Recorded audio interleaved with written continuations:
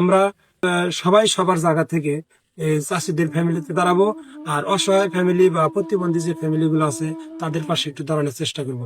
আমার এই চাষি আমরা অবশ্যই আপনারা দেখতে পাবেন আমার ভিডিওর মাধ্যমে।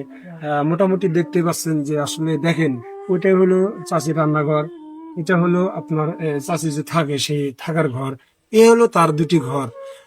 এটি নিয়ে কিন্তু তারা বসবাস করে চলে যাচ্ছে। আর এদের কিন্তু স্বপ্ন যে ইট পাথরের যে গড়া যে বিল্ডিং এর তলে যে থাকবে, এদের কিন্তু ওই স্বপ্নটা নাই। এদের স্বপ্ন একটাই যে আমার যে চর অঞ্চলে, অর্থাৎ এই যে চরটা দেখতেছেন এটা একটা মরুভূমি চরের মতো, এই মরুভূমি একটা এলাকায় একটা আশ্রয় কেন্দ্র, সেই আশ্রয় কেন্দ্রে কিন্তু এদের জীবনযাপন, জীবনের সাথে যুদ্ধ করে তারা কিন্তু দিনগুলো পার করতেছে।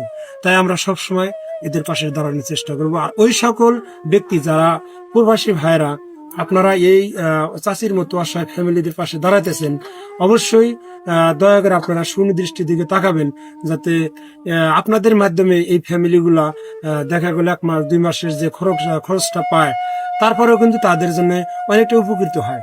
আমি আশা করব আমার এই ভিডিওর মাধ্যমে যে সকল ভাই দূর প্রবাসে আছেন, অবশ্যই দয়া করে এই সকল ফ্যামিলি পাশে আপনারা সাহায্যের হাত বাড়িয়ে দিবেন।